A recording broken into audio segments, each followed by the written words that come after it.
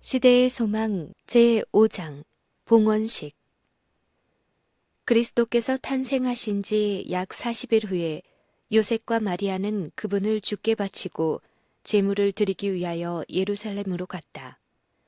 이것은 유대인의 법에 따른 것으로 인간의 대속물로 오신 그리스도께서는 율법의 모든 조목을 따라야 하셨다.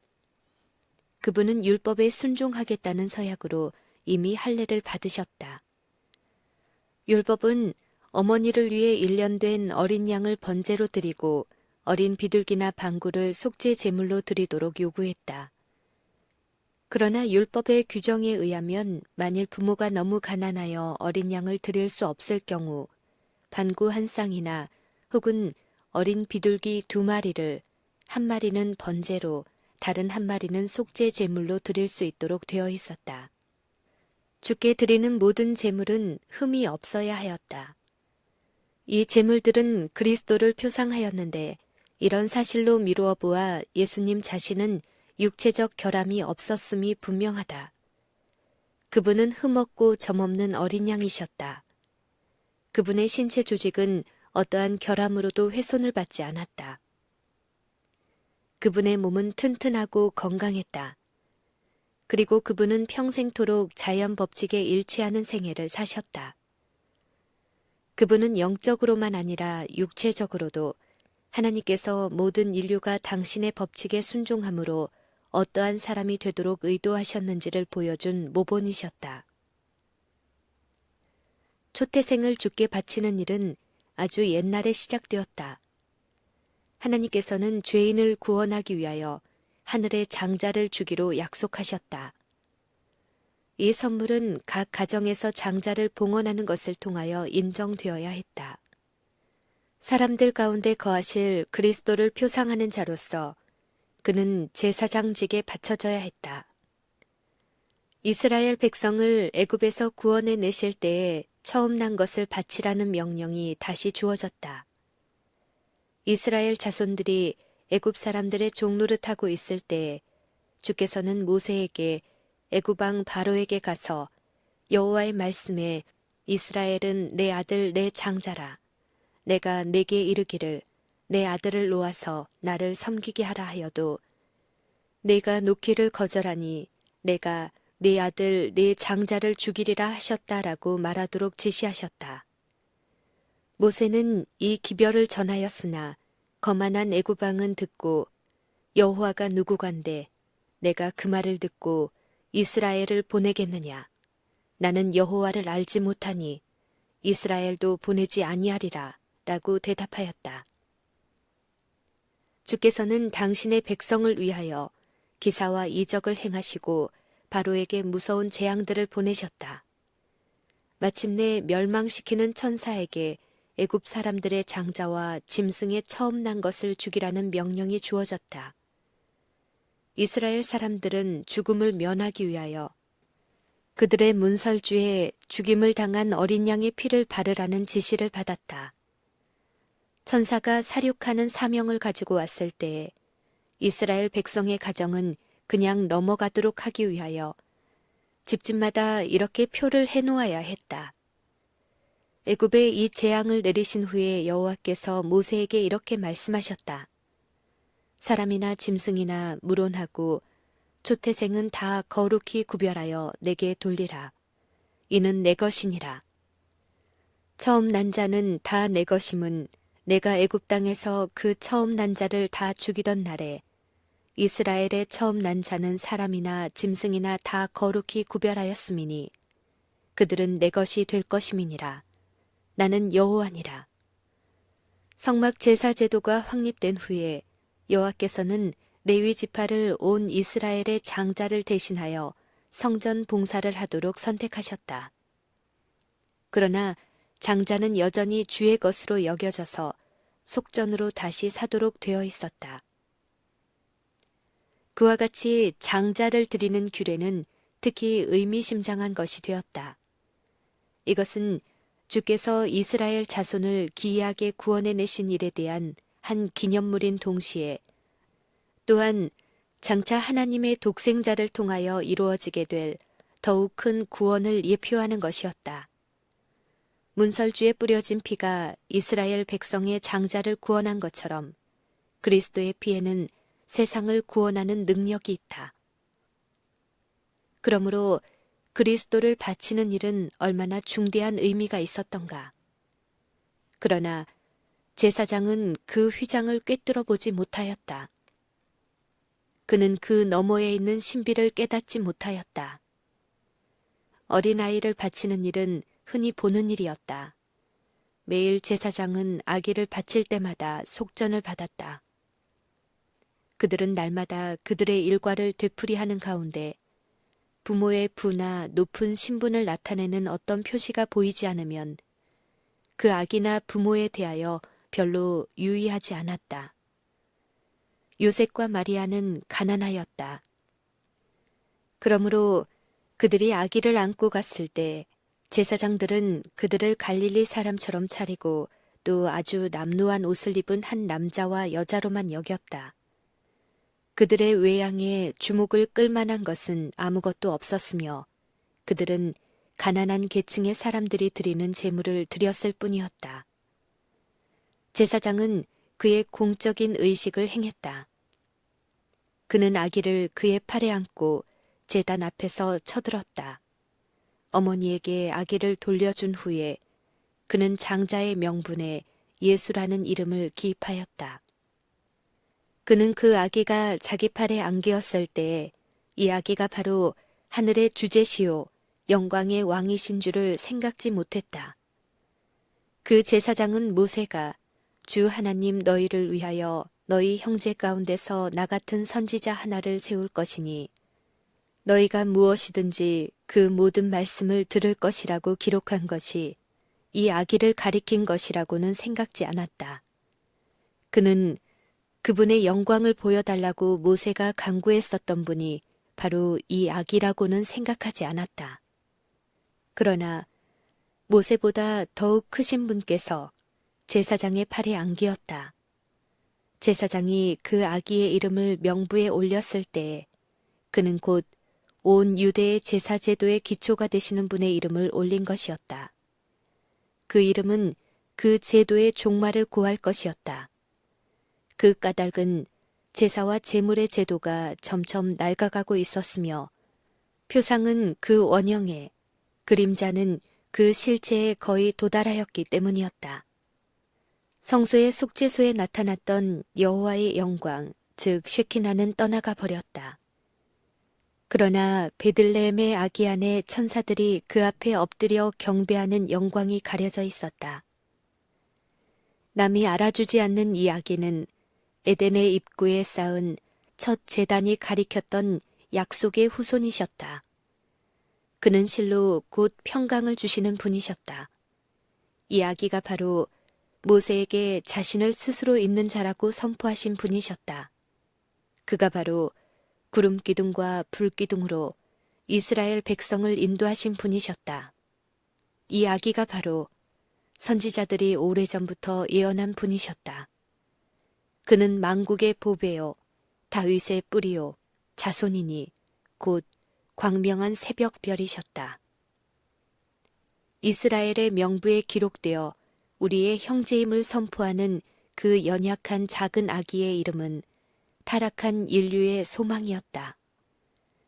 그를 위하여 속전이 지불되었던 이 아기가 바로 온 세상의 죄를 위한 속전을 지불하실 분이셨다. 그는 참된 하나님의 집, 다스리는 큰 제사장이시오. 갈리지 아니하는 제사 직분의 머리시오. 높은 곳에 계신 위엄의 우편에 앉으신 중보자이셨다. 영적인 일들은 영적으로야 분별된다. 하나님의 아들께서 당신이 행하려고 오셨던 사업을 위하여 성전에서 바쳐지셨다. 제사장은 보통 다른 아이를 보듯이 그를 보았다. 그 제사장이 어떤 비범한 것을 보거나 느끼지 못하였지만 당신의 아들을 세상에 주신 하나님의 행위는 인정을 받았다. 이 기회는 그리스도를 인식하는 일이 없이 그냥 지나가지는 않았다. 예루살렘에 시므온이라 하는 사람이 있으니 이 사람이 의롭고 경건하여 이스라엘의 위로를 기다리는 자라. 성령이 그 위에 계시더라. 저가 주의 그리스도를 보기 전에 죽지 아니하리라 하는 성령의 지시를 받았더라. 성전에 들어갈 때에 시므온은 한 가족이 그들의 장자를 제사장 앞에 바치는 것을 보았다. 그들의 외양은 가난하다는 것을 보여준다. 그러나 시몬은 성령의 경고하심을 깨닫고 주께 드려지고 있는 그 아기가 곧 이스라엘의 위로이시며 자기가 보기를 사모하던 자라는 깊은 감명을 받았다. 놀란 제사장의 눈에 시므온은 기쁨에 도취된 사람처럼 보인다. 시므온은 방금 마리아가 되돌려 받은 아기를 자기 팔에 안고 하나님께 바치는데 그때 그의 마음에는 전에 느껴보지 못한 기쁨이 영혼에 밀려온다. 그가 아기 구주를 공중에 쳐들면서 주제여 이제는 말씀하신 대로 종을 평안히 놓아주시는도다.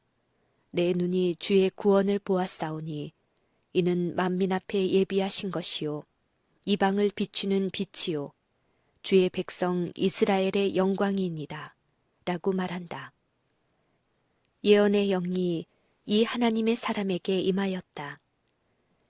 요셉과 마리아가 그의 말에 놀라면서 곁에 서 있을 때에 그는 그들에게 복을 빌고 마리아에게 보라, 이 아이는 이스라엘 중 많은 사람의 패하고 흥함을 위하여 비방을 받는 표적이 되기 위하여 세움을 입었고 또 칼이 내 마음을 찌르듯 하리라. 이는 여러 사람의 마음의 생각을 드러내려 함이니라고 말하였다. 여선지자 안나도 들어와서 시몬이 그리스도에 대하여 증거한 말을 확증하였다. 시몬이 말할 때에 안나의 얼굴은 하나님의 영광으로 빛났다. 그는 자기가 주 그리스도를 보도록 허락받은 것에 대하여 진정으로 감사를 드렸다. 이 겸손한 경배자들은 예언을 헛되이 연구하지 않았다.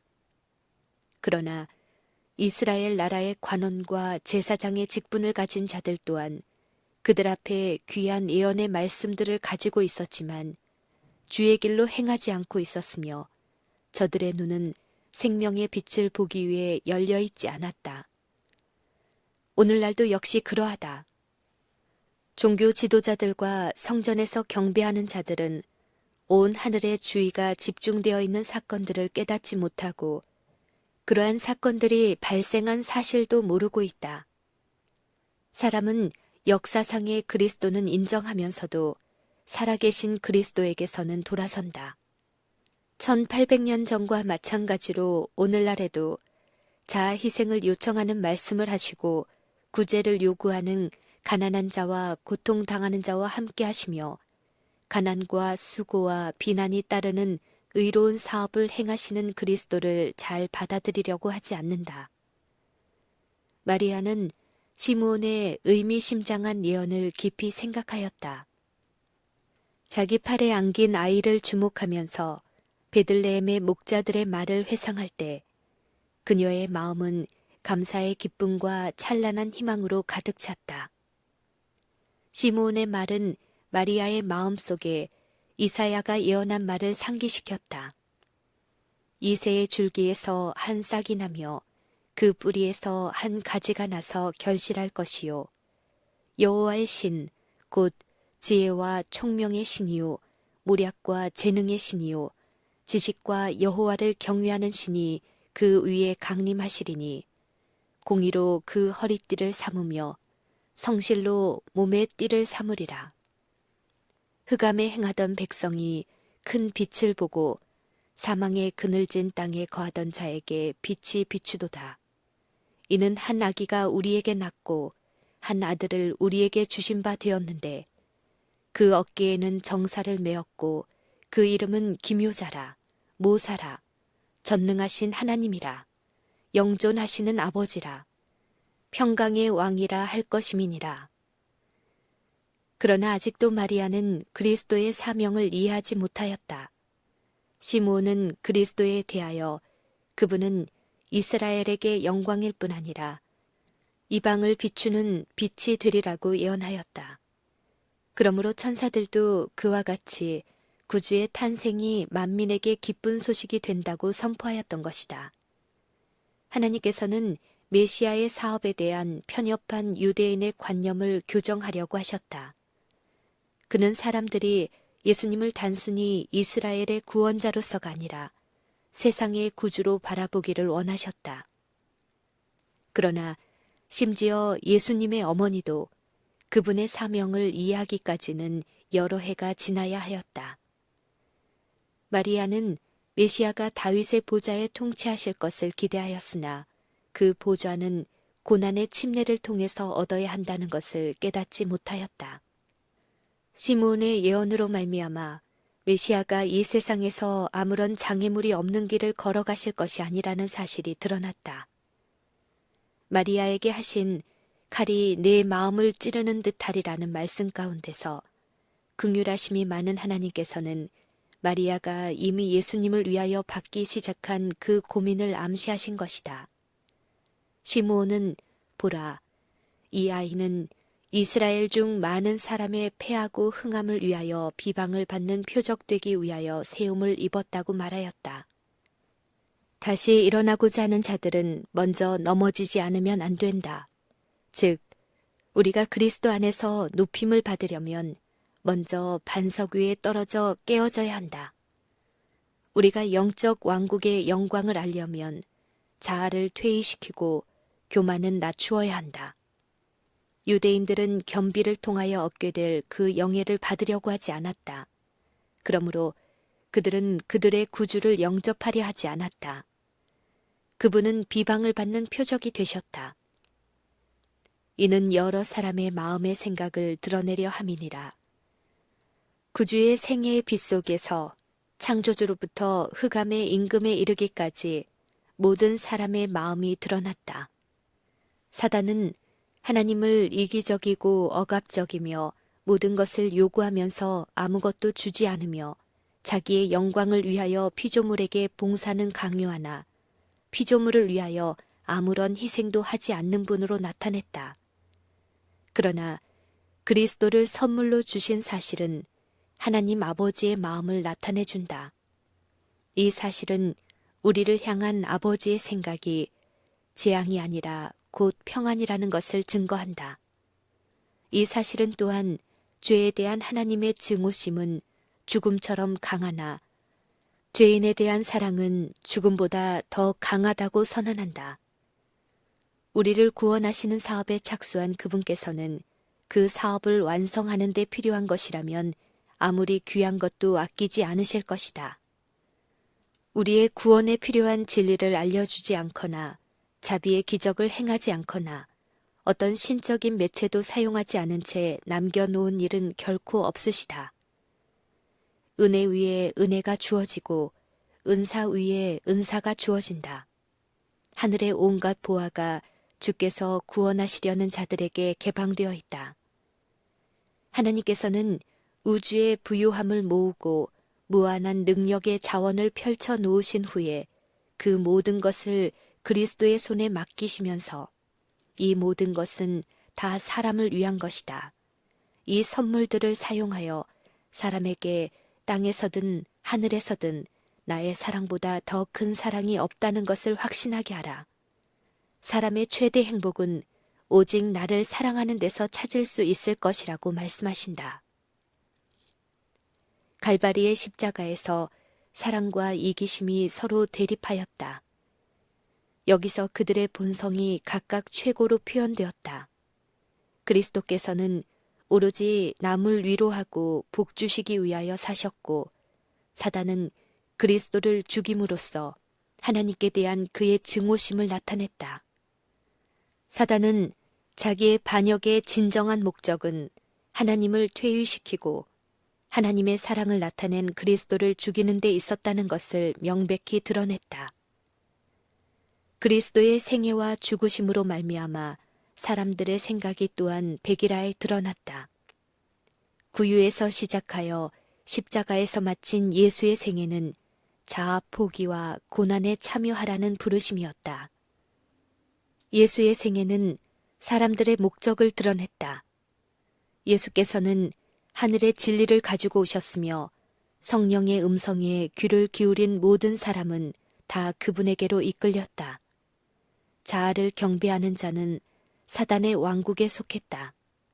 모든 사람은 그리스도에 대한 그들의 태도로 저희가 어느 편에 서 있는지를 보일 것이었다. 이와 같이 각 사람은 자신에 대한 판결을 자신이 내린다. 마지막 심판의 날에 구원받지 못한 모든 사람들은 그들이 진리를 거절한 것이 어떠한 성질의 것이었는지 깨닫게 될 것이다. 십자가가 제시될 것이요, 그 십자가의 참뜻이 범죄로 말미암아 어두워졌던 각 사람의 마음에 이해될 것이다. 신비한 희생 제물이 달려있는 갈바리의 광경 앞에서 죄인들은 정죄를 받게 될 것이다. 모든 거짓 핑계는 일소될 것이다. 인간의 배도는 그 극악한 본성 그대로 나타날 것이다. 사람들은 그들의 선택이 어떠했던가를 알게 될 것이다. 오래 계속되어 온 대쟁투 가운데서의 진리와 오류에 대한 모든 문제가 그때에는 다 명백히 밝혀지게 될 것이다. 우주의 심판에 있어서 하나님께서는 죄악의 존재와 계속에 대하여 일체 책임이 없이 서실 것이다. 천명은 죄의 종범이 아님이 증명될 것이다. 하나님의 통치에는 아무런 결함도 불만을 가질 아무런 이유도 없었다. 모든 사람의 마음의 생각이 드러날 때에 하나님께 충성한 자들이나 반역한 자나 다 일제히 만국의 왕이시여 주의 길이 의롭고 참되시도다. 주의 의로우신 일이 나타났음에 주여 누가 주의 이름을 두려워하지 아니하며 영화롭게 하지 아니하오리까 라고 선포하게 될 것이다.